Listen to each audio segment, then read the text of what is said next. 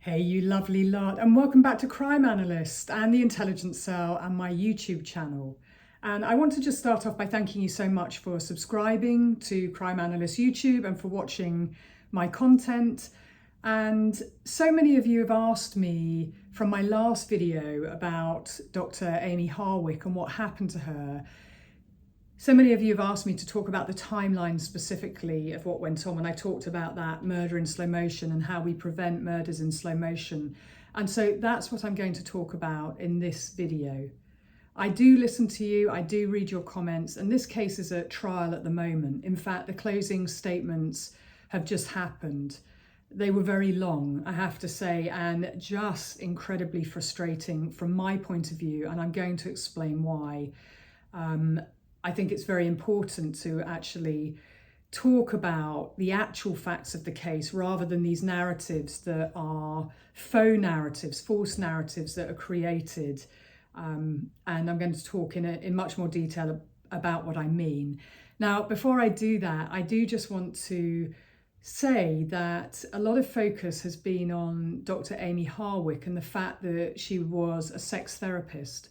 And I do just, again, want to correct the narrative that she was a doctor. She was a licensed therapist. She had a PhD. She was a counsellor, a therapist. She was an extremely smart and popular woman. And she was very empathetic. She had a huge heart and wanted to help people. And I think that, well, I just don't like her being reduced to just being this one-line, salacious, sensationalist sex therapist. She was much more than that. And I have heard from so many of her friends, and thank you so much for reaching out to me to say thank you for my videos that are correcting the narrative and making it clear about what really happened. And I really appreciate you messaging me, so thank you. And it's why I do what I do. I don't like false narratives going out there, and I do want the real victims to be centered in their stories rather than the perpetrator being centered as the victim and us all being Darvoed, which has happened unfortunately in this case. Also, the fact that Dr. Amie Harwick had such a big heart and was so empathetic, well, I just wonder how much of that was exploited by Gareth Pursehouse, and I'm going to explain more in this video. So I do want to talk about the timeline specifically. There's so much that I could say, and I've just finished watching those closing statements, and I've got to say, boy, am I really wound up about what I watched. I just couldn't believe what I was witnessing in 2023. And it's really important that coercive control and domestic abuse and stalking are named and talked about. Experts should be called to talk about specifics regarding fixation and obsession and how it doesn't just dissipate, and the intrusion in a victim's life. It must absolutely be clear. And if that picture isn't painted by witnesses, which I believe some of it was in this case, but experts are really important to call, to contextualize and educate the court.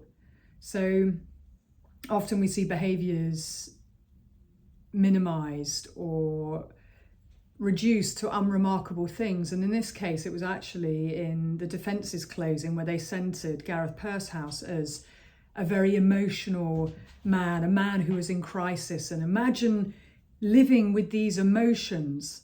And I just couldn't believe I was hearing that, because imagine living as a woman who's terrorized and being terrified by a man who is 6'4", who means you harm, and you having to live your life in fear. I think we absolutely must be centering the victim, and the victim here is Dr. Amie Harwick, and I won't stop saying that on repeat. It's Dr. Amie Harwick who was brutally attacked and killed, not Gareth Pursehouse. So when we talk about and when we think about the relationship, I just want to describe the timeline, because that's important that you understand. The fact that Amie and Gareth, well, they met in 2010, I misspoke there, 2010, and they dated for 18 months. So it's a relatively short relationship. We're not talking about years and years. But when we think about the quality of that relationship, well, it's very instructive about what was going on when we hear from friends. And I do want to just mention Marcy Mendoza, who said that Gareth Pursehouse was very possessive of Amie, and that he would try and bring her down. He would joke about her appearance and try and make her feel bad about herself and her appearance, and then he'd say that he was only joking. Well, the devaluing, the belittling, trying to reduce someone to make them dependent on you and lose their self-esteem and their confidence, that's what that's all about. If you really care for someone and you love them, you want to open up their world, you want it to be expansive, and you want to ensure that they reach their full potential. You don't make someone's world smaller, and you don't try and impact their self-esteem. And she said that he'd be vindictive and malicious to Amie, and that she was scared of ending the relationship. So fear of ending the relationship, really important that we understand that. Now, in my last video, I did talk about the 2 restraining orders that Dr. Amie Harwick took out, and I also talked about it on an interview with News Nation. So do check out my video on YouTube, what happened to Dr. Amie Harwick, and me breaking down the case further, and the News Nation video. But I do just want to point out a couple of things that happened in 2011. And I'm not sure I talked about this in the last video, but in mid-May she wrote, and this was on the restraining order, that there were, and I'm quoting direct, there were multiple arguments in which Gareth Pursehouse choked me, suffocated me, pushed me against walls, kicked me, dropped me to the ground with force restrained me, slammed my head into the ground and punched me with a closed fist. High risk factors. He was 6'4", 230 pounds. He was quite muscular at this time, I believe, from looking at the photos that he had posted. And she was 5'7", 130 pounds. So the physiology, he was much bigger, much more muscular. And he would physically manhandle her, restrain her, she said, drop her to the ground, punch her with a closed fist. He meant her harm. He used his physicality. So she had good reason to be fearful. And she said, well, this is what she wrote. He's told me that he hit me because I made him so mad. He refused to get help whilst in the relationship. So that's, see what you made me do. You made me mad. You made me do this. So this is where we get victims believing that it's their behaviour rather than it's the abusers, and him refusing to get help. I point that out because that was talked about by Robin Bernstein-Lev in the closing arguments, where she kept saying about him being this emotional man in crisis, and he just needed help. He was sharing, his secret, his burden, his emotions with Dr. Amie Harwick, and he just wanted help. Well, he could have got help. She, as a therapist, told him he needed help. He chose not to get help. Okay, so he just projected all of his issues on Dr. Amie Harwick. She's not his therapy. Women are not men's rehab. That's not why we're on this planet. And I wish women would stop feeling that they are, and other women stop saying that we are, because we're not. And it's up to him to take responsibility for his emotions, his actions, his behaviour. She wrote that in June 2011, actually in 18, that he had pushed her out of a car and left her on the freeway late at night, pushed her out of a moving car. She got bruises from that. And he left her there late at night. That's his punishment. That's what he did to punish her. Really frightening to be left on a freeway, particularly in LA, I can tell you, where cars, the freeways are always super busy and they're pretty dark. There was more violence and stalking in 2012, and I detailed that along with the risk and the high risk factors in my last video. So please do check that out, because I'm not going to go back through it all. But the restraining order expired in April 2015. And then there's seemingly a hiatus, okay, until, and I talked about this, on January the 16th, 2020, so fast forward to 2020, Amie's at an event, she's at an awards, an XBiz Adult Sex Entertainment's awards event, and so is Gareth Pursehouse. Well, that's a coincidence, isn't it? And I don't believe in coincidences, by the way. And with stalkers, with fixation and obsession, there doesn't tend to be a hiatus. So I'm going to say something more about that in a minute. So he's working there as a photographer, and he completely melts down, and I'll tell you more about that. But he does say he's screaming and he's crying. I want to tell you in Amie's own words what happened. But this bumping into each other 9 years on, well, there's something that he says that's very important within these conversations at that awards event on January the 16th, 2020. And he does say to her that he had hacked into all her devices. Okay, so that's important. I want to single that out first of all, because the defense said he stopped all his behavior. Well, he didn't, by his own admission. So I want to correct the narrative on that. I don't believe they bumped into each other. This was her awards event. This is what she did for a living. As a photographer, he could cover anything. Why did he choose this? So I want to share from Exhibit 138 what was said. Amie wrote herself this email the next day, early in the morning, because she was so fearful. That's what women do when they're terrified. She wrote it all down. She said, Hernando went to the bar to get a drink and I was waiting with a friend in line. Gareth came up to me and started screaming. Why are you here? Why are you here? He looked dysregulated in his eyes, looked out of control. He started screaming, you don't even like porn. You shouldn't be here. Why are you here?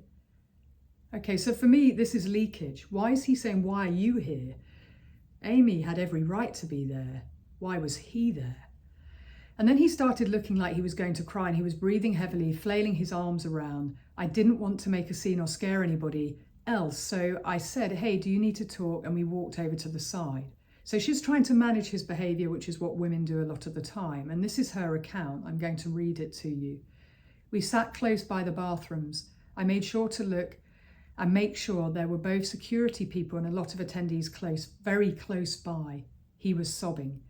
His head was in his hands. He was hyperventilating. He was distorting his face and shaking violently. I was scared and felt like I needed to neutralize the situation. I didn't think he was going to attack me in that moment, but this clearly showed me how obsessed he was. He told me he thinks about me every day, and every day he cries. He told me he lost his job when we broke up because he couldn't work. He told me that no matter what he did, he couldn't stop obsessing over me. He told me that I was a cheater and a liar because he thought we were still together when I believed we were broken up. He recited text messages that I had sent from this time frame about 9 years ago. He recited the date, who they were to, and exactly what was said word for word. I couldn't believe it. I was very scared. He said he wasn't able to move on, but he's dated nobody with me. He said he thinks about me constantly and he can't watch the TV shows we watch together. Here are the songs that we liked. Here are the names that we called each other. He can't even smell vanilla. He has panic attacks. I sat with him for about 20 minutes or so. Okay, and she said towards the end of the award show, I sat with him off to the side again and he cried and he shook. But he was also able to sit up straight and have more of a conversation. We were able to clarify some things. He just couldn't stop crying, couldn't stop hyperventilating. He had a moment of clarity and then he would start breaking down. He admitted hacking into all my devices. Okay, that's so important. He admits to her. That's why he knew all of the messages and probably why she was there. He said he wakes up every day and cries on the floor. He said every day he wishes I was in his life. Okay, these are really important, or it's a very important account, firsthand from Amie. She's no longer alive to tell us exactly what was going on, but this is instructive about what was happening. And I just want to share with you a final paragraph of what she wrote to herself, because again, it's really instructive. So she said, I'm pretty nervous that I'm more on his radar now. It terrifies me that he's been obsessed with me for 9 years, thinks about me every day, can't move on, cries and throws tantrums in this way. He's focused on harming me. That's really important. He's focused on harming me. However, I'm hoping that this interaction and the listening and giving him time may cause a neutralization against his anger towards me. Okay, so she wants to try and she's hoping that she can neutralize this, but she also knows it's been 9 years and it hasn't been neutralized and it's just as vivid and real. So there's part of her, I believe, that knew, and it's not just what I believe. She's trying to de-escalate everything, but she wrote to her friend on January the 17th, Hernando Chavez. She said this, in a text message. Gareth found my number online and messaged me. I told him I didn't want to talk and wished him the best, but his response was still obsessive and scary. Handyman comes tomorrow for more locks on my windows and ordered pepper spray. He replies and she says, thanks, I set a boundary over text and I'm not responding after that. He keeps texting me and sounds unstable. And on January the 18th, so that was January the 17th, but on January the 18th, he doesn't care what Dr. Amie Harwick wants. He leaves her a voicemail. So even though she's trying to boundary him, even though she's saying, don't contact me, I don't think we should speak, he continues and he's stalking her. And actually, in the prosecution's closing, they did say defendant begins to stalk Amie on the 17th of January. Well, I believe the stalking was still going on before because he said that he was hacking into her accounts. It's his own words. He turned up at this event. I don't believe that's a coincidence. So I don't believe that, I think it's just a continuation. So that's why it's important to have experts to frame this from what we know of stalkers and how they behave.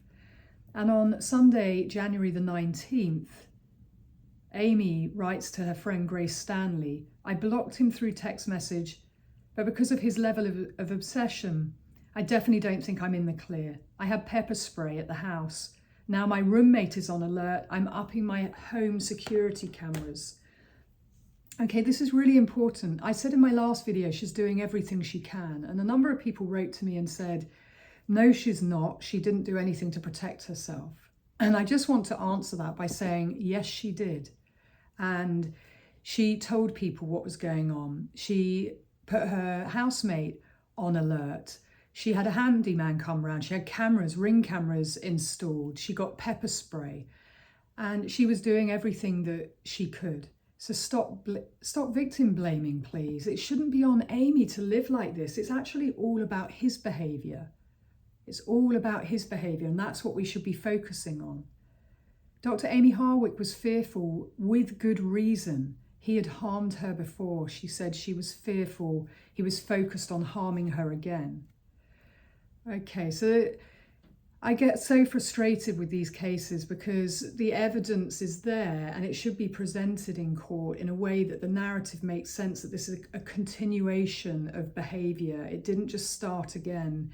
And the defence closing that he was emotional, that he was in crisis, and trying to position him as the victim and imagine the burden of living with these emotions. Well, just imagine for a moment living like Amie and the many other victims who are stalked.